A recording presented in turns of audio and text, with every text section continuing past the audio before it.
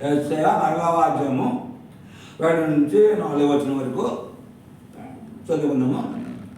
ఈ వాక్యాన్ని ధ్యానించినప్పుడు ఆయన దేవుడు మనల్ని వినమని చెప్తున్నాడు. ఆయన స్వరాన్ని దేవుని యొక్క స్వరాన్ని వినమని చెప్తున్నాడు. మనమంతా కూడా దేవుని వల్ల ఆపరించబడ్డాము. దేవుడే మనం స్వీకరించాడు. మన చేత మన మీద దేవునికి సంపూర్ణమైన అధికారం ఉన్నది. ఆయన తన ప్రేమ వాత్సల్యాన్ని మన మీద కొమ్మనిస్తున్నాడు. మన యొక్క యోగమాలు దేవునికి అవసరం. మనం తప్పిపోతే ఆయనకి చాలా బాధ. అందుచేత ఆయన మన యొక్క రక్షణ కొరకు కావలసిన వాటంటినీ కూడా ఆపోదు చేస్తే మన చుట్టూ రక్షణ ఏర్పరిచి మనల్ని ఈ లోకంలో నడుస్తున్నాడు. ఈ లోకము మానవులకి నివాసకి మీద కాదు. అటువంటి లోకంలో మనల్ని ఆయన క్రికెట్గా ఏర్పడగా పాడుతున్నాడు. పుట్టిన వెంటనే ఆయన మనల్ని 16,000 కానీ ఆయన సమర్శించి దేవతో మనల్ని కాపాడుతున్నందున మనము దేవునికి ఎంతో నష్టమైనాము. దేవాదేవుడు తన ఆత్మ ద్వారా మళ్ళా నియమించినందున మనము నిజముగా దేవుడిమే విన్నాము. కాబట్టి ఇక్కడ ఆ దేవాదేవుడు చెప్తున్నటువంటి యాకోబు నా తప్పుడు యాకోబు నేను పుట్టిన యేసును భయపడుకోమంటున్నాడు. లోకము లోకము దొరుకుతున్నట్టు కూడా మనం భయపడకాలో ఎందుకంటే నా రహస్యకుడు యేసు ప్రభు ఉన్నాడు కాబట్టి ఆయన మనకి అభియించాడు కాబట్టి మనము భయపడము. భయపడము, దేవునికి భయపడము. అంచుదంటే ఆ రహస్యకుడు మన రక్షించిన సమర్థుడు. చేత ఇక్కడ భయపడకమో నేను దిక్కుల వారి మీద నీళ్లను అన్నాడు. నీళ్ళు కలువ వచ్చిన కణంలో కూడా నీకు దొరుకుతుంది. ఇక్కడ నీళ్ళు దొరికింది, ఇదైతే నీళ్ళు దొరికింది. అంతేకాదు మాంసం కూడా దొరికింది. కాగితం పంపించాడు, పంపించాడు. అది కూడా ఇంటికి వచ్చిన తర్వాత ఇంటికి అక్కడ ఆయన్ని పూజించాడు. ఆయన వల్ల ఈ ఆ కుటుంబం అంతా కూడా కొడుకు ఆమె తన కుమారుడు కూడా పోషించబడ్డాడు. ఎందుకంటే దేవుడు ఆశ్రయిత మనము పిసికే కంప ఆశపడుతుందా అంచేత ఇక్కడ దేవుడే తన మాట ద్వారా ఇస్తాడు. అంచేత దేవుడు దయను పొందటానికి ప్రయత్నించాలి. దేవుడి దయను తప్పుడైతే మనం అన్ని కొట్టుకుంటే ఇక్కడ దావీదు 27వ అధ్యాయం దావీదు 27వ అధ్యాయము 18వ వచనం. దావీదు ఉన్నట్టు చూడండి. కీర్తన 20వ అధ్యాయము 20వ అధ్యాయము 18వ వచనం 13వ వచనం.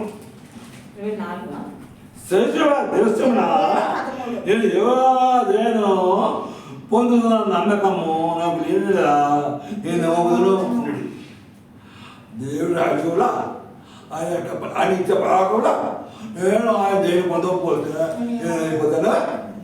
లేకపోతే అయిపోతున్నామో ఆయన ఎక్కడ నేను వదులు. అంచేత ఆయన తల్లిదండ్రుడు యోగకు కనిపడి విడమో దేవుడు తెచ్చుకునే నేను ఉదయము నీకు బలంగా ఉంచుకున్నాము. యోగకు కనిపడి విడము. ఇప్పుడు దేవుడు దేవుడు కనిపడి ఉండాలి. వస్తుందినే దేవుడు ఉండాలి. అంతే పొందాలి. అంతే పొందే లోకంలో దేవుడు సంపాదించుకునే ప్రాణం పుట్టుకుంటే ఎంత ప్రాముఖ్యమా. ఇంతకాలము దేవుడితో కలిసి ఉండే అంజని పోగొట్టుకుంటే దేవుని మనము అవిధులు మనటువంటి వాడమే.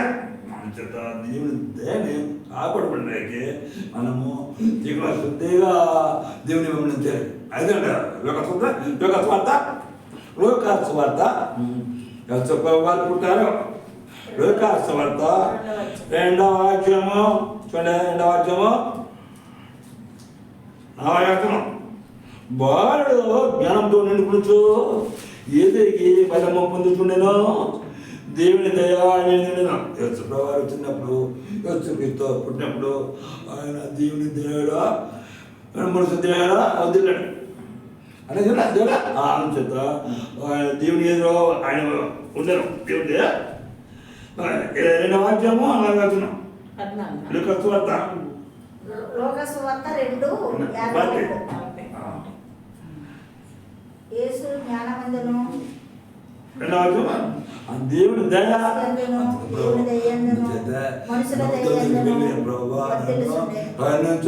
నన్ను ఆశ్రయించు అని అడగాలి దేవుడు ఇలా అన్నదే ఇక్కడ లోకస్వార్తలో మత స్వార్థలో అంటే 10 మత స్వార్థ అందుకే మత స్వార్థ 19 మత్తయి సువార్త 19వ అధ్యాయంలో 13 మత్తయి 19వ అధ్యాయము 13 అప్పుడు ఆయన వారి మీద స్వీకరించే ప్రార్థన చేయాలని కొందరు చిన్నపిల్లను ఆయన తీసుకొచ్చిన ఆయన శిష్యుడు తీసుకొచ్చిన ఆయన గెంతుగా యేసు చిన్న పిల్లలను వారిని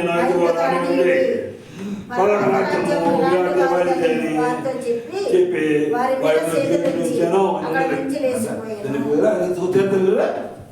ప్రభా ఆ పిల్లల్ని ఆశ్రయించ అంటే వారు దిగు ప్రవక్తైనా దిగుతానే చేత మనము దేవుని అందు వేపతులు చూసినట్టయితే ఆయన దయగా మనల్ని కాపాడతాడా ఇక్కడ ఇచ్చిన వాక్యం అంటే 27 అక్కడ వచ్చినాం ఆయన సజీవ సింహరా నేను ఆయన దేన్ని పొందకపోతే అన్నది అప్పుడు నిండా ఇప్పుడు చాలా చోట్ల ఎంతో దేవుడు ఏమని ఇస్తున్నారు సేవకులు వచ్చేప్పటికి దాన్ని కొంచెం కూడా తెప్పిపోయినప్పటికీ ఎత్తనప్పుడు ఎత్తేనప్పటికి ఆ కయ్యినప్పటికి 2 రాజ్యాలు లోకమా విశాలంలో అది నరకమా దేవుడు పొందినందువల్ల ఇలా పేరు ఎంత ప్రేమ నేను దేవుని పొందకపోతే అన్నాడు అంచేత దేవుని దయను పొందటానికి మనము ఇదంతా చేయాలా దేవుని కొరకు అంతా మనం చేస్తున్నప్పుడు దేవుడు అడగబట్టే తన దేవులో ఉంచుతాడు అప్పుడు ఇక్కడ అప్పుడు లోకస్వార్త లోకస్వార్త 2వ అధ్యాయము చూడొచ్చున్నాం 2వ వచనం యేసు జ్ఞానవంతును మనుష్యుల వయస్సునందును దేవుని దేందును మనుష్యుల దేందును వాదులు చూడను మనుషు దేవుడు వదిలేడా దేవుడు ఎలా వదిలేడు సోమనికి మాట చేస్తే దేవుడు దీక్షగా వచ్చే ఆమెకి ఏం చేయలేదు చూపించాడు అంచేత పేరుతో వచ్చేటట్ల ఆయన అడుగుజాడు నుంచి పాడిగా పెట్టారు ఆయన అడుగుజాడల్లో నడుపుతుందా అంత వెళ్తా ప్రార్థిస్తున్నాం.